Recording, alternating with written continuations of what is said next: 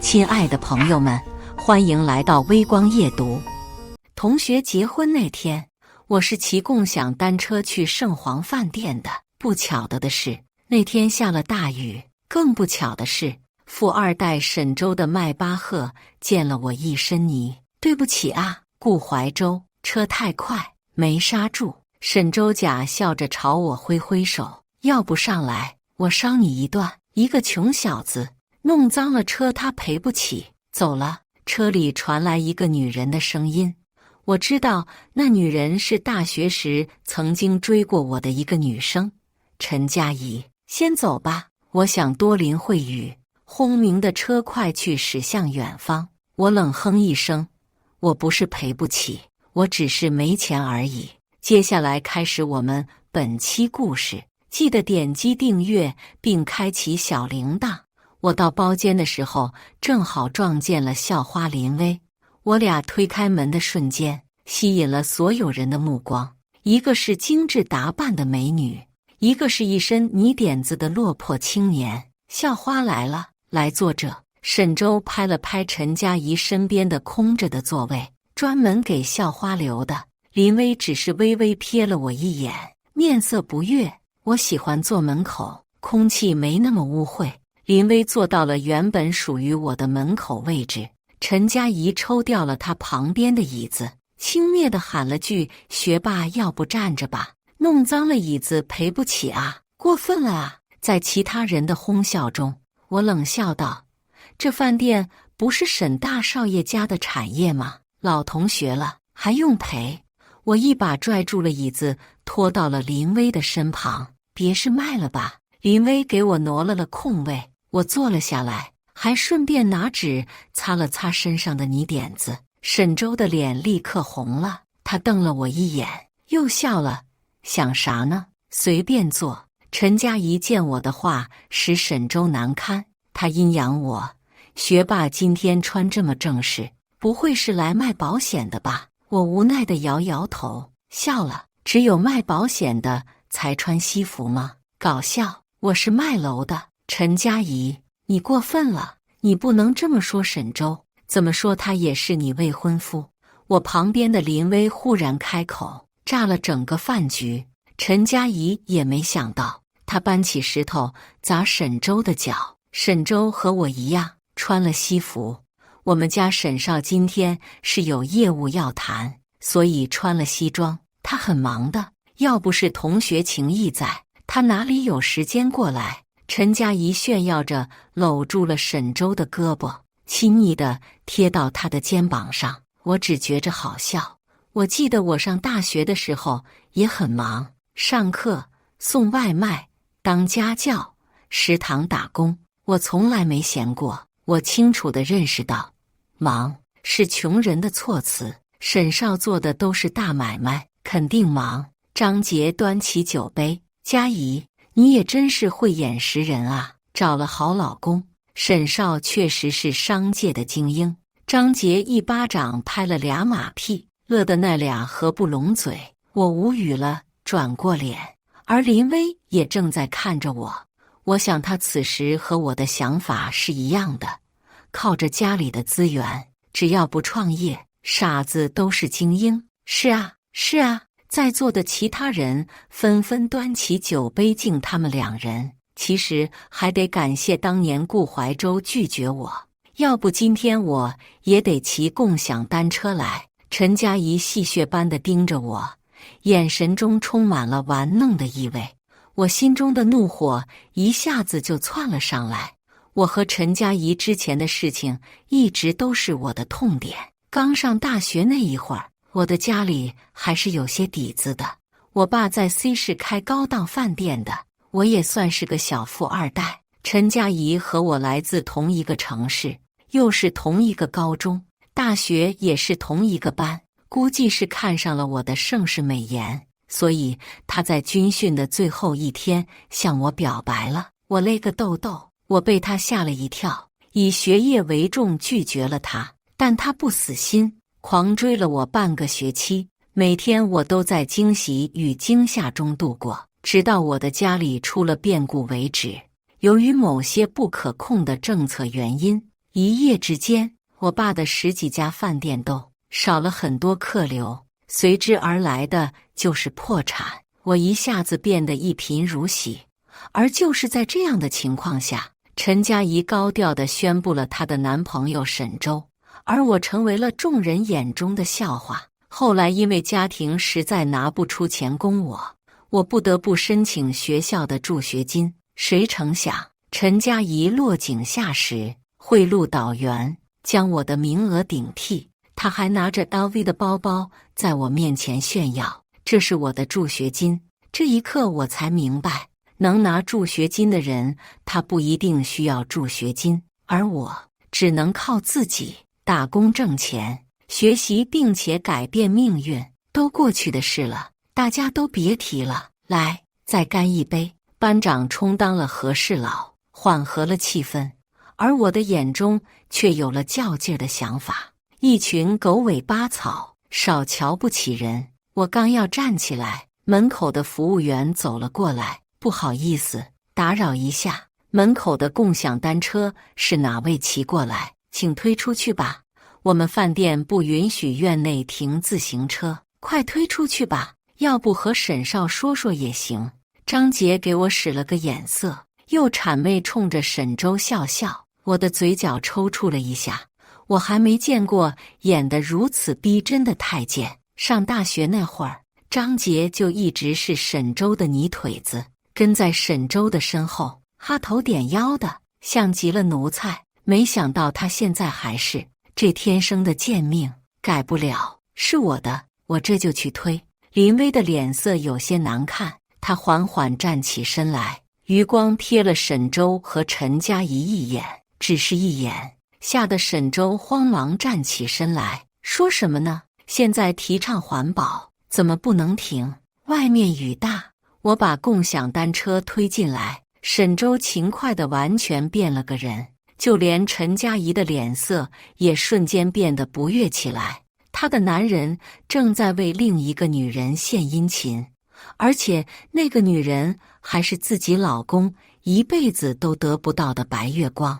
為了緩和氣氛，我也插了一嘴，把我的共享單車也推進來吧。沈周敢怒不敢言地嗯了句出去了，我的內心頓時舒暢了。林薇也對我會心的一笑，這麼多年還是林薇同學覺悟高。我建議啊，以後咱們也都提倡環保，綠色出行。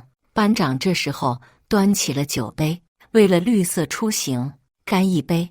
班長向來會見風使舵，多年的社會摸爬滾打讓他這項技能練得爐火純青。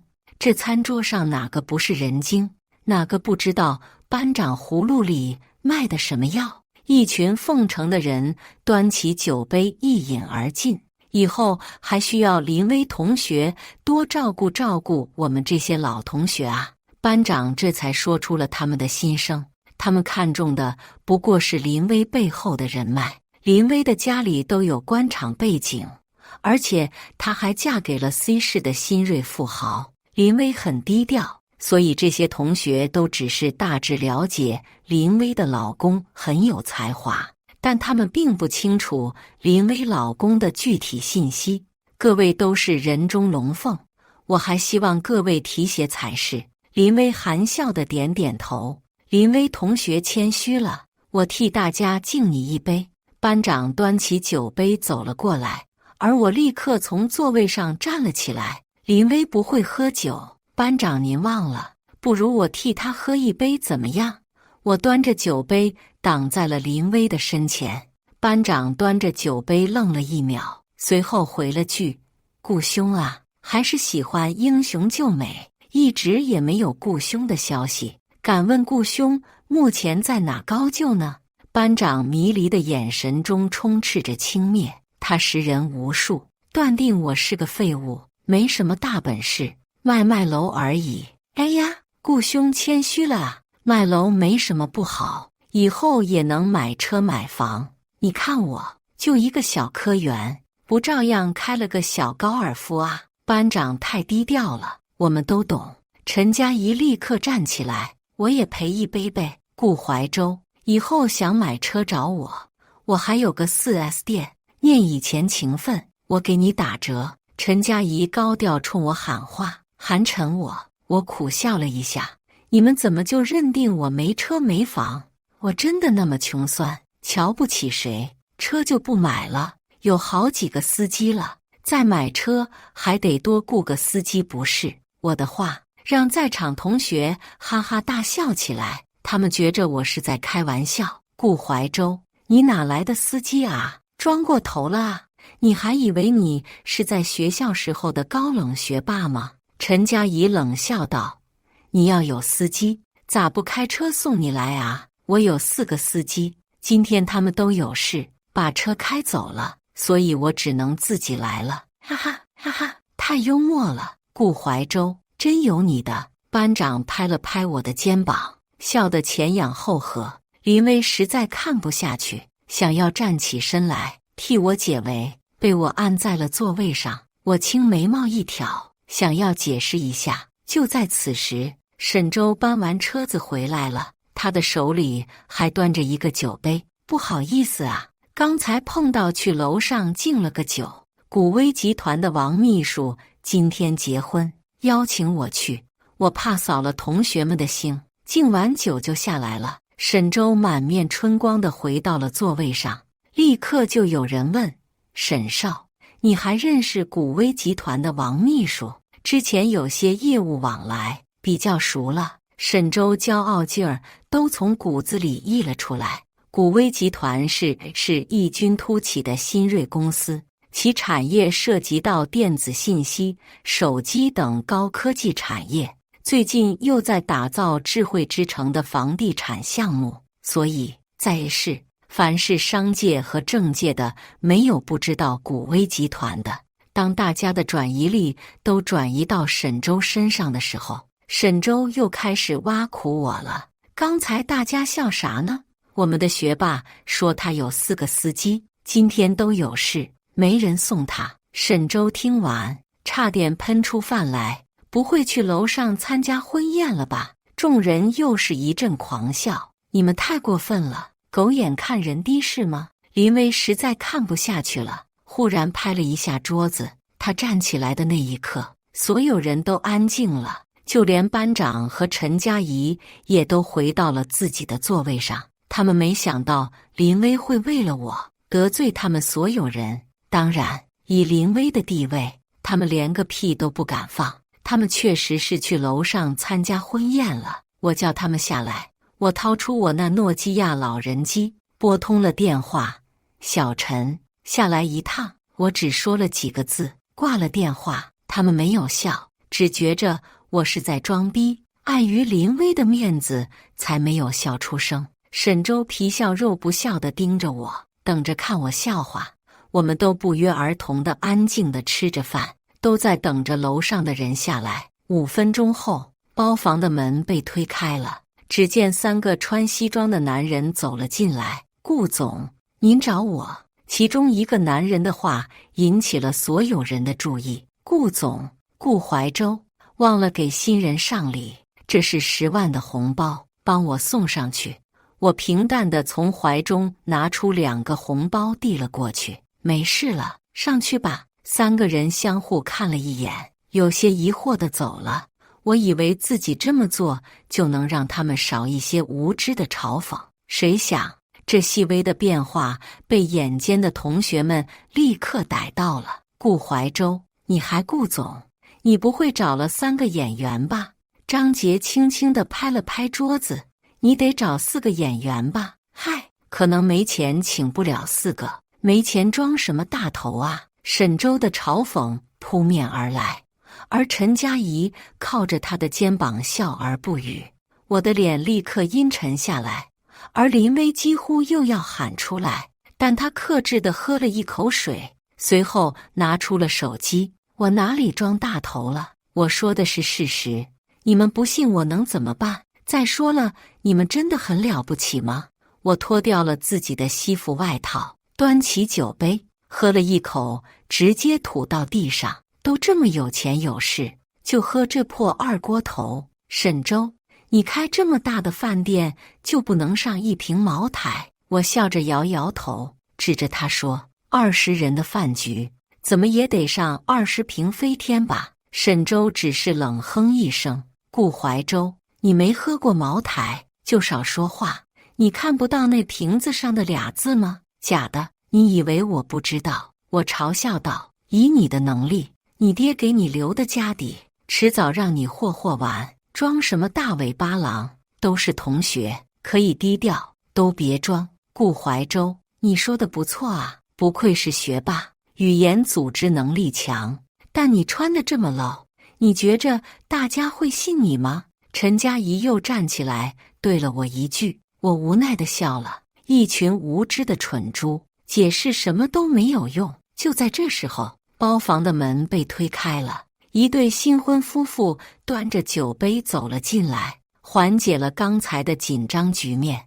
當所有人的目光移動到他們身上的時候，沈周已經站起了身。王秘書，您結婚怎麼還親自來了？沈周端着酒杯已經走了出來，而那個新郎微微點了點頭。僅僅這一個動作，就讓我的同學們都刮目相看。沈少就是沈少，確實和古威集團都能攀上關係。就在大家都以為新郎要走過去的時候，新郎帶着新娘朝着我这邊走來。顧總，我帶新娘向您敬個酒。當這些人站在我面前的時候，我緩緩地站起身來，我讓小陳下來。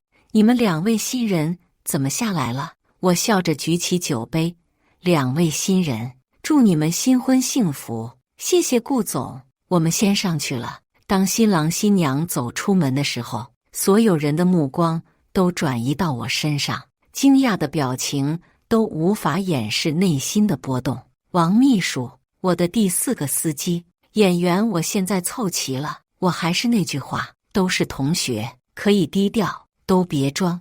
各位慢慢吃，我還有事就不陪了。我拿起我的西服，漠視地離開座位。你都不知道，你走後，沈周那臉色難看到了極點。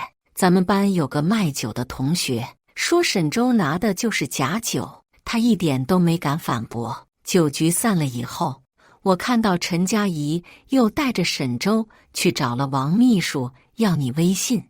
你猜王秘書怎麼說？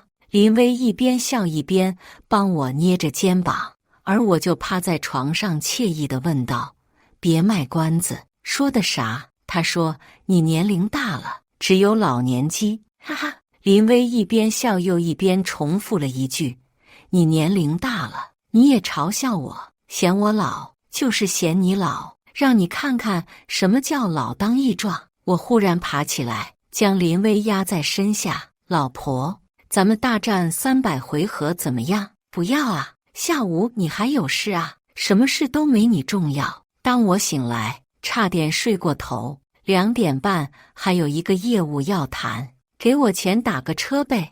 我寵溺地摸了摸林薇的頭，她輕哼一下：“10塊錢夠吧？又見面了，2位。”我坐在辦公室裡，安靜地喝着茶，而我的對面是沈周和陳佳怡，他們在酒桌上的囂張氣焰此時全無。“那個飯店你們想怎麼轉讓給我？”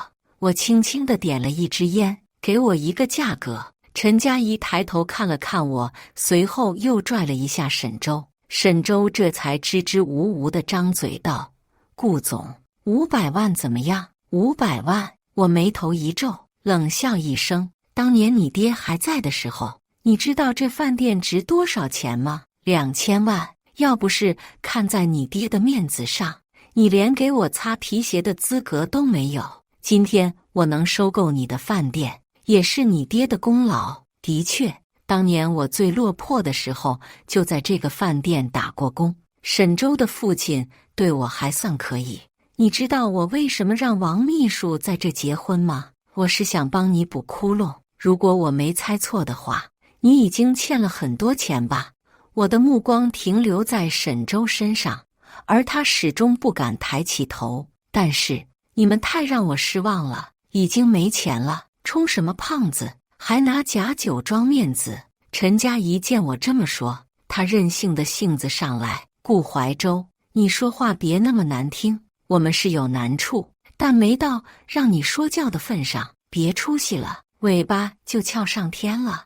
我們是不知道和我們談業務的是你，要是知道，絕不會轉讓給你。我按滅了煙，我也沒求着你們，你們可以轉讓給任何人，但你要知道，除了我，哪個公司會接你們的盤？整個商業圈，誰不知道沈大少爺是個敗家子？顧懷州，你欺人太甚！沈周忽然站起來，指着我大罵：別忘了，你以前也像一條狗一樣求過我，這業務不談了，再見。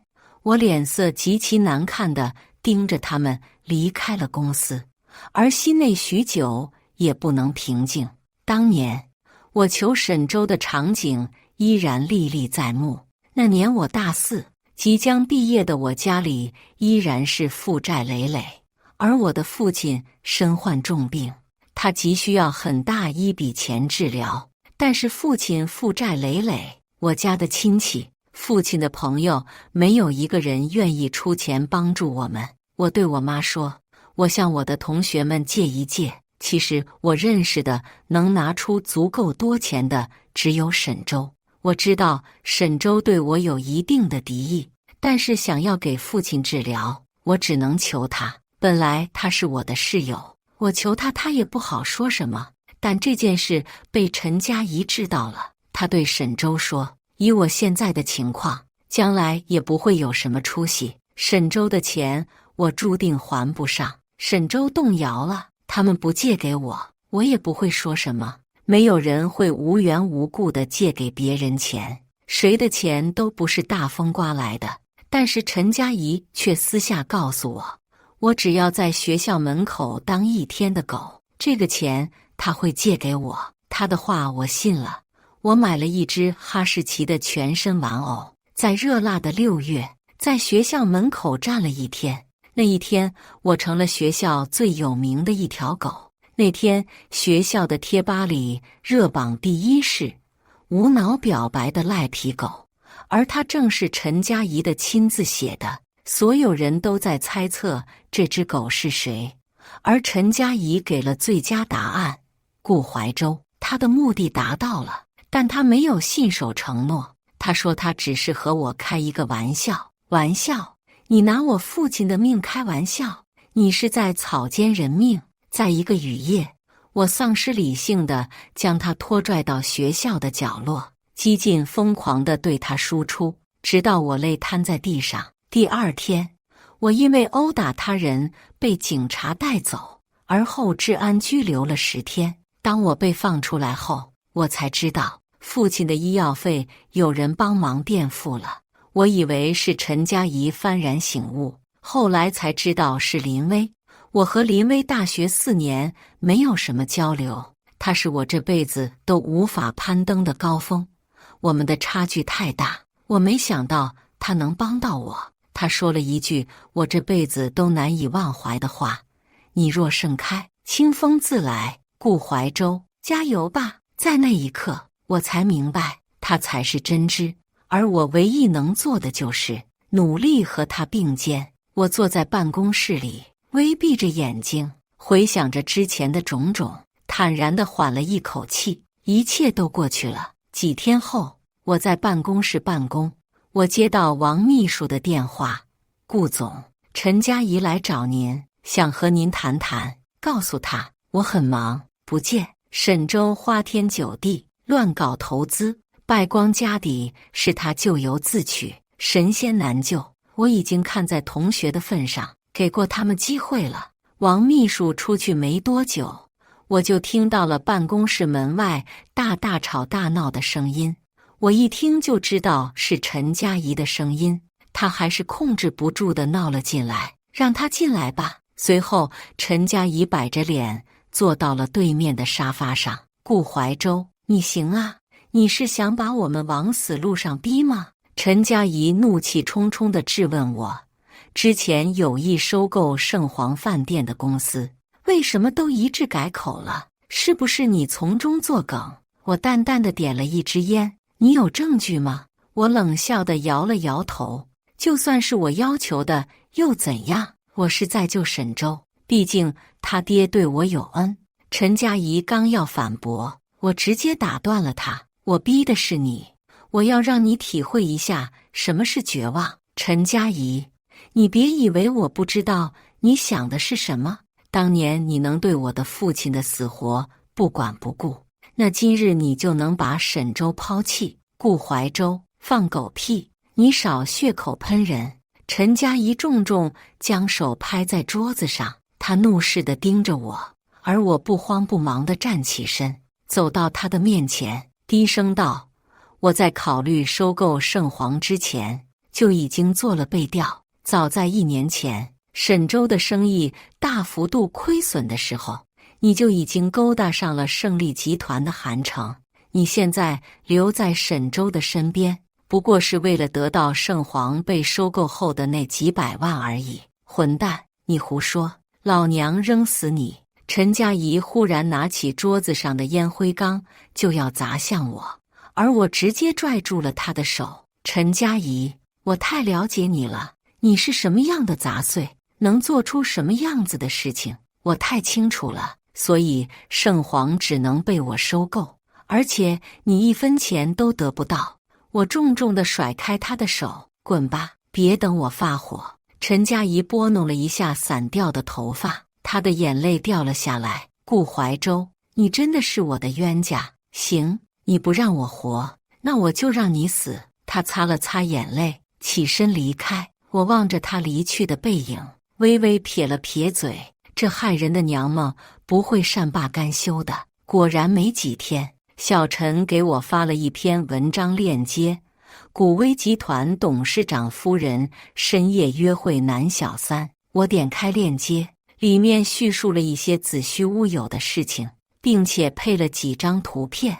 我只是淡淡的笑笑。我的媳婦是我親自挑選的，她對我的好是任何人都無法替代的。我當年創建公司的時候，名字都是取我們2個人的諧音。我對他信任至極，謠言止於智者。我給小陳回了消息，文章是假的，沒事。這個文章是轉載自陳佳怡的微博，她的微博已經炸了，您看看吧。小陳提醒我，我沒當回事。我知道陳佳怡肯定會做出點什麼不道德的事情，沒想到她轉戰網絡了。我打開電腦，搜了她的微博，果然找到這一篇文章，並且下面的評論比這文章更加的玄乎。文章下面也有幾萬條評論，有一半是在罵人我和林薇，剩下的一半在添油加醋。林薇也不是好東西，背着顧懷州偷吃，有這樣的媳婦，古威集團也好不到哪裡去。顧懷州也是個忘恩負義的東西，當年追過陳佳怡，後來自己發達了，把人家甩了。我翻了幾十條評論，沒有好的評論。在之前，我以為網絡噴子就是鬧着玩，現在看看，真的嚇人。我關了電腦，拿出老年機，砸了一個核桃，還是老年機好，上不了網。噴子們，給你們補補腦子。謠言不止於智障者。陳佳怡，你隨便衝浪，老子沒網。中午的時候，我給自己沖了一杯咖啡，提提神。這幾天比較忙，古威集團準備上市了，股東們之間的會議比較多。我剛準備去會議室的時候，王秘書突然敲門進來，面色有些慌張。顧總，股東們都提前到了，他們在會議室等您。我手中的咖啡懸在了嘴邊，怎麼提前來了？不是3點開會嗎？他們是因為網上的輿論而來的，現在的風向對我們不利，這些股東有可能會撤資，也就是說，他們不想上市了嗎？有這個意思。我放下了咖啡，走過去拍了拍王秘書的肩膀，別擔心，不是什麼大事，先去穩住股東們，我晚一會兒就到。王秘書走後，我撥通了媳婦的電話，我現在需要你的幫助，來公司一趟吧。電話那頭睡意惺忪地問我，那晚上你會不會幫我啊？那看你今天下午的表現了，小妖精，哈哈哈哈。電話那頭掛斷了電話，我疲軟地癱在了辦公椅子上。今天最可怕，恐怕不是下午的會議，而是晚上的運動。果然，最可怕的還是少婦。之後，我通過其他朋友要到了陳佳怡的電話，所有的事情都是因她而起。下午的會議，她也必須參加。當我的電話打過去的時候，瞬間我就體會到了久違的嘲諷。顧懷舟，你現在知道給我打電話了，晚了。咱們不死不休，沒什麼好談了。我只是回了一句：“你先發洩，我聽着。”你說完我再說。他忽然愣住了，他以為我會和他爭吵或者罵他，但是我異常的安靜。你想幹什麼？刪掉我的文章？我輕浮地笑了，笑他太幼稚。他寫的文章都是事實，我幹嘛要他刪掉？跟我搞輿論戰？我才剛剛開始而已。下午3點，我想邀請你參加我的股東會議。我壓低了聲音，我知道你想要錢，不過要多少錢，我說了不算，得股東同意才行。顧懷舟，你放屁！我才不要你的錢，我要的是你身敗名裂。我不會去的。他強勢地罵了起來，而我笑着告訴他：今天你非來不可。你以為你是誰？你別忘了，你大學為了報復我和導員的那些齷齪事。我掛了電話，隨後他又打了回來。顧懷舟，你說清楚，當年我的助學金你是怎麼得到的？想必你比我更清楚。在這件事上，你背叛了沈舟。難道你和沈舟同居的時候，他沒問過你？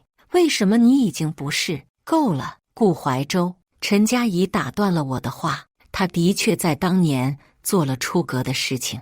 當年的一個夜晚，我親眼看到導員和他走進了一家賓館，而第二天，我的助學金的資格就沒了。這件事一直讓我耿耿於懷，也讓我清楚地知道，凡是涉及到的利益，窮人你就沒有機會得到。如果你不來，那我就將這件事公之於眾。我倒想看看沈舟會怎麼想，韓城會不會拋棄你？我笑着掛了電話，悠然地點了根煙。這口惡氣我是出定了。下午2點半，會議室裡面氣氛異常的嚴肅，所有的股東都在等着我。但我進來的那一瞬間，似乎感受到了被審判的感覺。我剛坐下，就有股東直接質疑我：顧懷舟，你的私事嚴重擾亂了整個上市的計劃。如果你不能盡快地解決這個危機，那麼我們就撤資。其他幾位股東紛紛附和，他們的意思很明顯：有錢就賺，沒錢就撤。商人嘛，利益至上，無可厚非。各位，不如稍微喝杯茶，緩一緩。這件事我會和大家解釋清楚。有什麼好解釋的？你最好讓你夫人出來道個歉，你再做個公關，挽回一下公司的形象。我們還有回旋的餘地。就是現在輿論的風向對我們十分的不利，你最好早做打算。我從座位上站起來，掃了一眼，認真道：我的夫人是什麼樣子，我比你們清楚，不用在這裡說三道四。如果今天誰再說我夫人一句不是，你現在就可以滾了。他們的話讓我十分的厭惡。林薇是我的妻子，更是我的恩人，沒有她，我也不會有今天的成就。所以她誰都不可以質疑。顧總，陳佳怡到了。就在這個時候，小陳走到我耳邊，小聲道。我點點頭，如釋負重地坐了下來。不多時，陳佳怡來到了會議室。她見到我，面色如冰，有種要殺死我的意思。不過我手裡有她的把柄，她只能恨我而無能為力做些什麼。當我向股東介紹她時，股東們氣不打一處來，他們害怕這輿論的始作俑者回頭再搞出些什麼名堂來，那麼公司的上市計劃就徹底泡湯了。各位，我知道大家都為我的事情操碎了心，並且陳小姐更是為了我的婚姻幸福幫我揪出了男小三。在這，我對陳小姐和各位表示感謝，謝謝大家關心我的家庭。